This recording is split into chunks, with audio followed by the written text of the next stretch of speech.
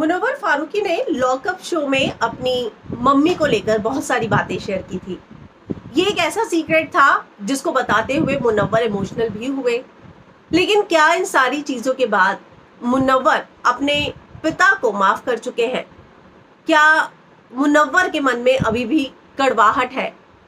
उन्होंने जो बातें बताई थी, साफ है उनकी बातों से कि उनकी माँ को अपने परिवार से, उनके पिता से, यानी कि मुनव्वर के पिता से ऐसा वो प्यार नहीं मिला जो वो डिजर्व करती थी। तो एक बेटे के तौर पर क्या वो अपने पिता को माफ कर पाए हैं? इन बातों पर अब मुनव्वर ने चुप्पी तोड़ी है और मुनव्वर कहते हैं कि उस हादसे ने मुझे एक नरम दिल इंसान बना दिया जो मेरी माँ के साथ हुआ। वो हादसा मुझे गलत रास्ते पर भी ले जा सकता था, मगर मैंने रास्ता सही का चुना। मेरे पिता की मैं बात करूं तो मेरे मन में कोई कड़वाहट नहीं है, क्योंकि हम चाहते हैं कि हमें कोई माफ कर दे तो हमें भी दूसरे सामने वाले को उतनी ही जल्दी माफ कर देना चाहिए। अफसोस तो उन्हें भी था।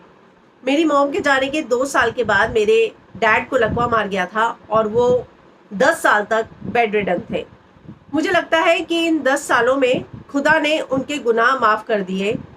बीमारी एक रहमत ही होती है, क्योंकि बिना तौबा के गुनाह माफ हो जाते हैं।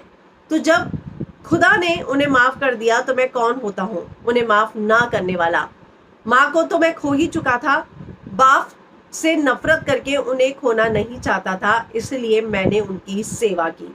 बहुत बड़ी बात जो है मुनव्वर ने कही कि जब माफ खुदा ने कर दिया तो मैं कौन होता था, और मैं अपनी माँ को खो चुका था, पिता को नहीं खो सकता था। तो मैंने उनकी बहुत सेवा की और मेरे मन में उनके लिए कोई कड़वाहट नहीं रही। तो ये बात जो है मुनव्वर ने कही है अपने जो सीक्रेट उन्होंने शेयर किए थे उसके बाद। तो आप मुनव्वर की इस बात पर क्या कहेंगे, कमेंट जरूर कीजिएगा।